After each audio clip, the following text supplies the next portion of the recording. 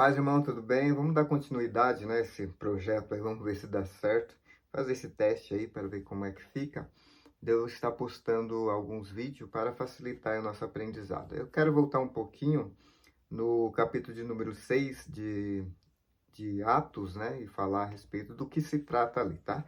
Atos vai falar a respeito, Atos capítulo 6, o versículo 2 ao 4, vai falar a respeito de chamarem ali alguns para ajudarem a mesa, né? Chamados diáconos, foram chamados 7 pessoas, em que elas, né, entre elas, se destacam ali dois, que é Estevão e Filipe, e havia um requisito ali para que se cumprisse, né, para que fosse chamado ali para esse ministério. Qual era esse requisito?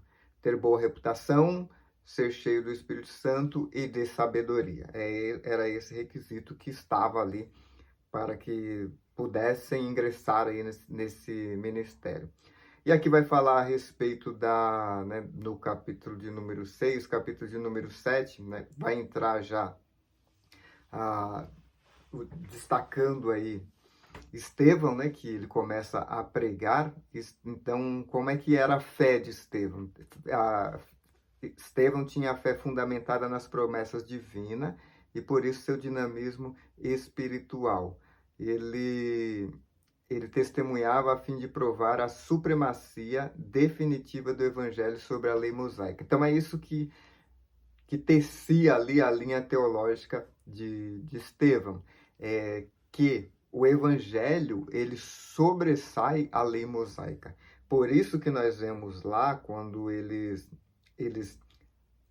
atacam ali a Estevão e acusam ele para que o levassem aí a ele a morte ali por apedrejamento, é que eles acusaram de quê? Que ele blasfemava contra Moisés e contra Deus. É uma coisa que nós vemos também no ministério de Jesus, esse ataque na questão da ênfase que Jesus dava em algumas coisas, sobressaindo aí a lei mosaica. E para eles estavam desobedecendo a Deus porque não estava guardando a lei mosaica. Nós vemos esses ataques acontecendo com Jesus na guarda de sábados, sentar-se à mesa aí com pessoas que para eles não estavam no nível aceitável. Atacaram os discípulos de Jesus, falando que ele estava comendo sem lavar as mãos e coisas semelhantes, né? Sempre atacando Jesus, observando aquilo que a lei de Moisés dizia. Eles havia ali uma tradição e presos nisso, eles atacavam a respeito disso. E continuaram assim, até que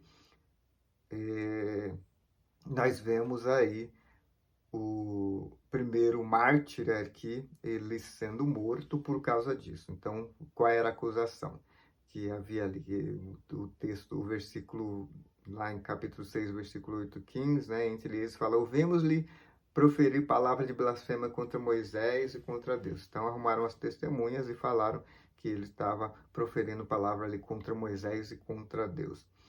O capítulo 8, né, de Atos aí, capítulo 7 vai falar a questão ali de Estevão se defendendo e trazendo ali a pregação ali maravilhosa, né, e, trazendo ali desde da chamada de Abraão até chegar em Cristo, tá? E aqui no capítulo 8, nós vemos logo nos primeiros versículos que a igreja ela começa a ser perseguida. Aí nós falamos que quem está à frente dessa perseguição é Saulo, né? Que pega ali e começa a perseguição da igreja, tá? E a igreja, ela contribuiu, né? Essa perseguição, ela acaba contribuindo para que a igreja, ela continuasse a fazer aquilo que Jesus tinha vaticinado a respeito daquilo que o Espírito Santo impulsionaria a igreja a fazer, que era sair de Jerusalém e alcançar além da centralidade ali de Jerusalém. Então, a evangelização chega até os samaritanos através de Filipe. Filipe foi usado ali por Deus através do poder do Espírito Santo. Nós lemos os textos bíblicos, vai falar que através de Filipe houve cura, houve houve milagres ali acontecendo e era incontestável o poder de Deus e muitos se convertiam, tá? Então, essa questão da conversão de pessoas e a cura milagrosa aí, me trouxe à mente aquilo que eu falei hum, na segunda aula, a primeira aula, uma das aulas, né, que eu até gravei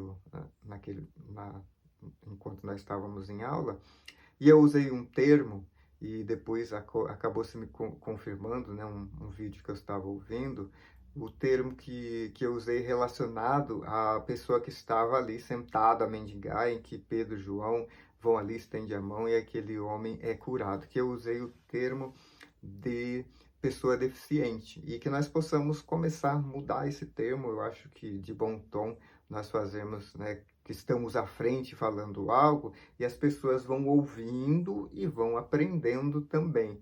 Para não usar, né, hoje não é mais usual falar cego, aleijado, né, o termo correto é deficiente. Então vai ter uma deficiência visual, vai ter uma deficiência e assim por diante, tá? Então, o termo correto, usual hoje, é deficiente, tá? Que nós possamos fazer esse uso. Claro que, né, quando se escreve a Bíblia, tem a tradução, não tem esse costume. Com o tempo, algumas coisas, elas devem ser mudadas, os termos, tá?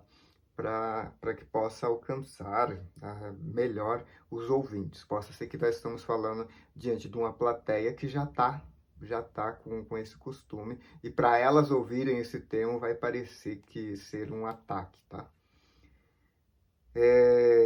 Na psicologia é usado, né? Eu aprendi que esses termos, eles são pejorativos hoje em dia, e eles falam sobre capacitismo, né? Que é você não olhar para a pessoa. Você deixa de olhar para a pessoa e começa a olhar para o estado físico dela, ou a deficiência dela. Você não trata a pessoa, você trata a deficiência. Você fala, ali o cego, ali é o aleijado, né? Então, por isso, a mudança de termo e essa preocupação, tá? Para você não tratar a pessoa pela característica dela, mas sim pela pessoa. Então, é deficiente, tá? Que nós possamos começar a adotar, pelo menos nesse caso, essa forma de tratar. O que mais podemos destacar aqui? Então, vai falar sobre a perseguição. Então, ela traz, né, esse benefício, de certa forma. No capítulo 8, nós falamos, no versículo 1, vai falar que ali começa a perseguição e, através de Filipe, o evangelismo chega até Samaria. O que mais? Quando o Espírito Santo enviou Felipe, né, teve um momento também que o Espírito Santo leva Felipe até o tesoureiro ali da rainha de Cândice, né, um etíope, e ele está lendo um texto, não entende, o Espírito Santo leva Felipe até ali, Felipe, ele começa a explicar o texto, eles passam próximo à água e ali o eunuco é batizado, né? O texto fala que ele vinha de Jerusalém, que tinha vindo adorar, e ele vai para a terra dele, com certeza ali, converso a Cristo Jesus, tá? No capítulo de número 9, nós já vamos começar a falar de Paulo, né? Que vai falar então a respeito de Paulo.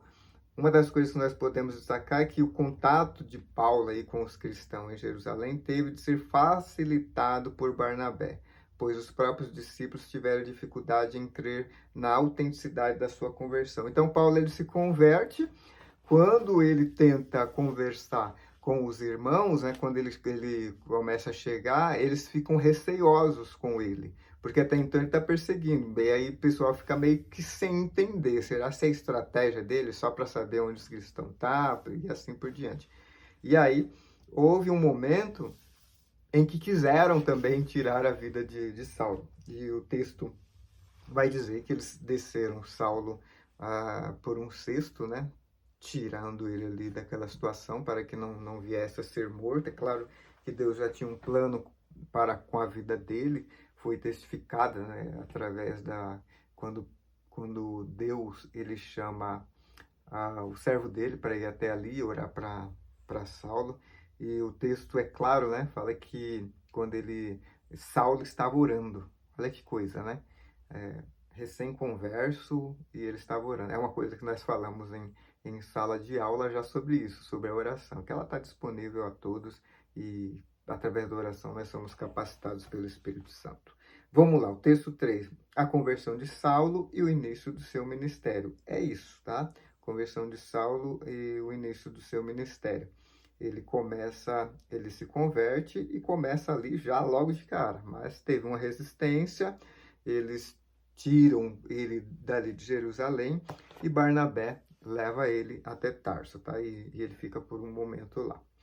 Primeira verdade, os cristãos não devem entrar em pânico. Está falando a questão aqui da perseguição, a princípio, mas Deus, ele tem o controle de todas as coisas. O texto vai falar aqui, ó, primeira verdade, os cristãos não devem entrar em pânico. Deus e Satanás estão em guerra um contra o outro. Irmãos, eu não participo dessa linha de pensamento.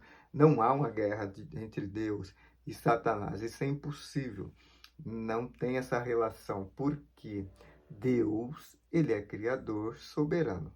Satanás é criatura. Há uma guerra, sim, há uma batalha, sim, entre o povo de Deus e Satanás. Essa guerra, com certeza, nós vemos biblicamente falando. Então, a guerra é entre o homem e Satanás, não entre Deus e Satanás. Isso seria impossível. Deus, ele é soberano, Deus é poderoso, não tem como. Tá? Então, eu não compactuo com essa linha de pensamento a qual está escrito aqui, tá? Vamos aqui para o terceiro parágrafo, fala, considere os efeitos da conversão de Saulo na guerra entre Deus e o diabo, tá? Deus tirou Saulo do exército do inimigo, escolheu para fazer perseguidor um general de seu próprio reino. Então é isso. O que acontece aqui, que os cristãos não devem entrar em pânico, porque Deus tem as suas estratégias, suas maneiras, e Deus então converte aquele que estava perseguindo e começa a trabalhar no reino de Deus e mais para frente começa a ser perseguido, tá? Segundo a verdade, o cristianismo é mais que uma experiência, isso aqui é muito interessante, eu vou falar. Alguns tentam reduzir o cristianismo a uma oração ou experiência. É verdade que seguir a Jesus começa com uma oração de arrependimento e que uma pessoa se torna filho de Deus ao nascer de novo. Esta é uma experiência maravilhosa, mas o cristianismo é mais do que uma experiência, é o caminho para o céu, ou seja, é um estilo de vida. Então não tem esse passe de mágica, né, que você aceita Jesus ali, se converte e acabou. Parece que você já está um passo para o céu. Não. Se tem uma coisa que eu sempre digo, em algumas oportunidades, comparando a esportes, que a vida cristã, ela não é uma corrida de 100 metros. Ela é uma maratona. Então, ela não acaba rápido. Ela se estende por muito tempo. Eu não sei por quanto tempo, mas nós temos que pensar assim. É uma estrada longa que nós temos que caminhar, começar a plantar, começar a fazer as coisas certas, para que lá na frente nós possamos alcançar alguns objetivos. Pensando nisso, é claro que esperamos Cristo para hoje, para agora, mas nós temos que pensar também que a vida cristã é uma caminhada, né, contínua. E aí eu pergunto para você, quanto tempo que você já está na igreja? Quanto tempo que você se converteu? Então os anos vão passando e nós estamos aí nessa caminhada, tá? Então ela não é essa experiência aí, ela é um caminho. E falando aqui, é um caminho que a princípio aqueles que serviam a Deus, aqueles que, né, se convertiam a Cristo, eles eram intitulados a isso, né? Aqueles que seguem o caminho, era isso, tá? A princípio. E é isso mesmo, Jesus fala que Ele é o caminho, a verdade e a vida. Então que nós possamos continuar neste caminho, tá? O cristianismo, né, aqui o último parágrafo fala aqui, o cristianismo não é um cruzamento ou uma parada à beira da estrada, é uma estrada estreita, é a única estrada ou caminho para o céu. Então nós temos essa estrada para caminhar, não sei por quanto tempo, mas estamos aí, tá? Passo a passo, dia a dia, vamos chegar até o final. Terceira verdade, quem persegue a igreja, persegue a Jesus. É o que o Paulo, né, depois ele começa a usar esse nome.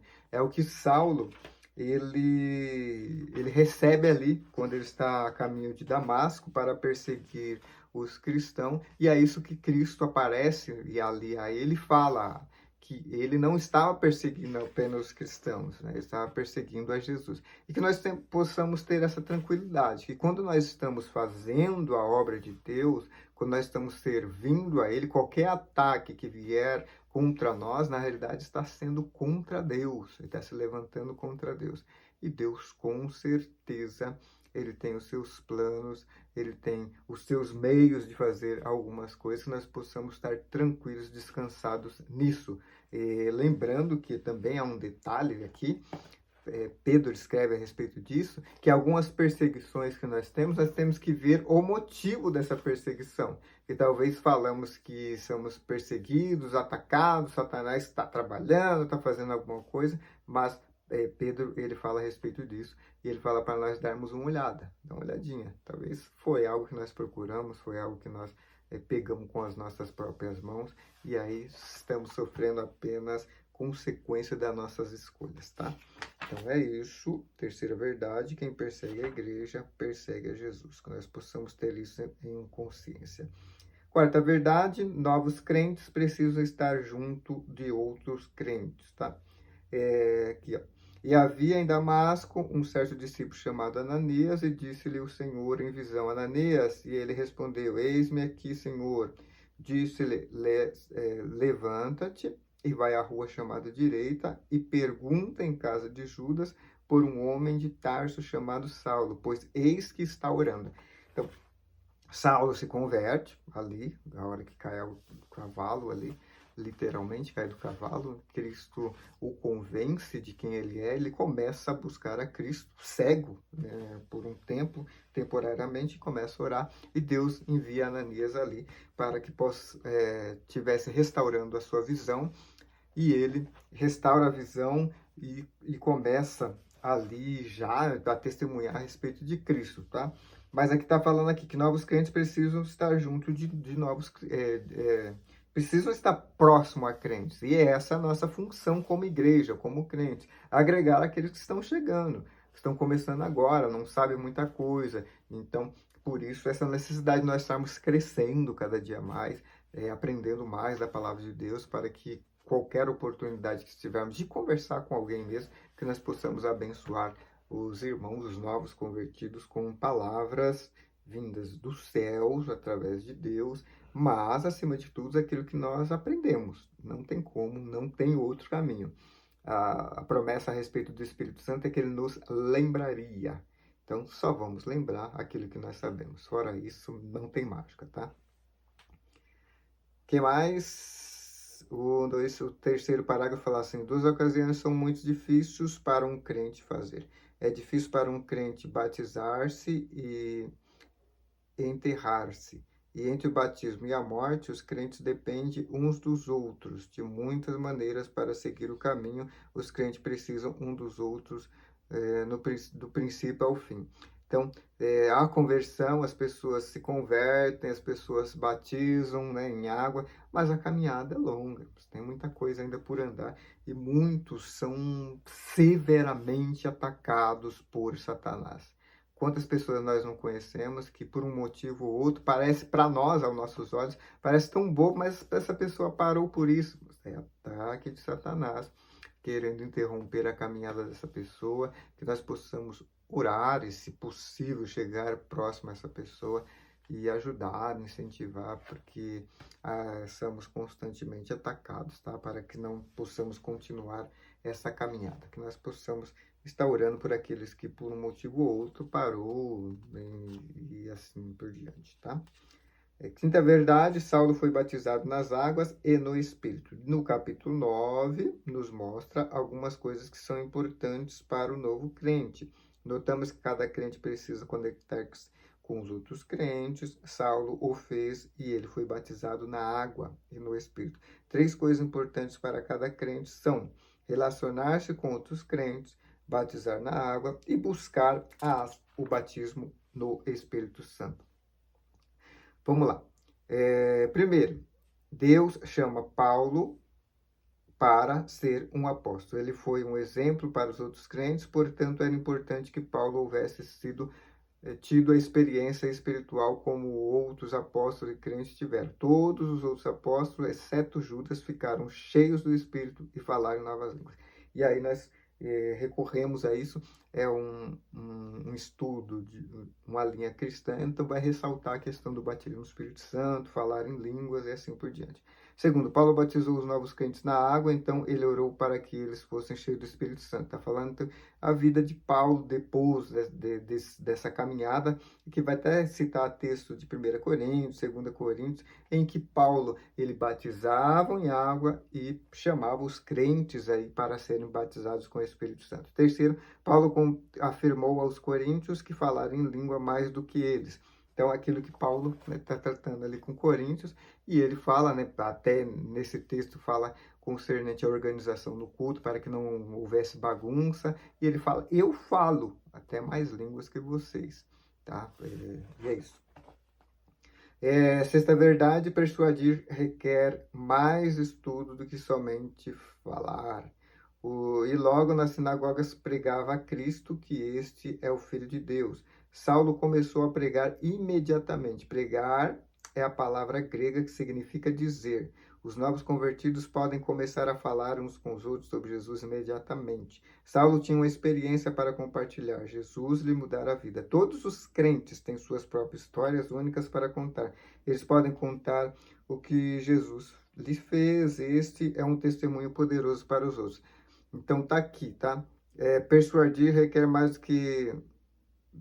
mais estudo do que somente falar. Então, nós fomos chamados não apenas para falar, pregar, em que sentido que eu quero dizer? Não apenas comunicar, tá?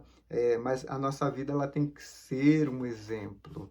A nossa vida ela tem que falar mais do que as nossas palavras. É aquela frase, né, que todos conhecem, que as suas atitudes falam mais alto que eu não consigo ouvir o que você está falando. Então, que nós possamos ter esse preparo, que nós possamos ter essa condição de falar, de persuadir, e para que isso aconteça temos que ter vida de oração, ser cheio do Espírito Santo e estudo. Não tem outro caminho. Aquilo que eu falei, que a promessa a respeito do Espírito Santo era que ele nos fazia lembrar. Falar, cada crente, lá para o final já, tá? Cada crente é uma testemunha, mas há uma grande necessidade que todos os crentes provem a verdade da Bíblia. Essa habilidade aumenta apenas por meio do estudo bíblico. Judas nos diz para batalhar pela fé que uma vez foi nos dada aos santos. Deus abençoe por estudar esse livro. Conforme você estudar, Deus aprovará a forma pela qual você lida com a Escritura. Os seus estudos irão capacitá-lo a persuadir os outros. Então é isso. Tem gente que vai exigir um pouco mais de nós. Algumas situações vai exigir um pouco mais. Então que nós possamos estar preparados. E para isso estamos fazendo teologia. Que Deus abençoe os irmãos em nome de Jesus.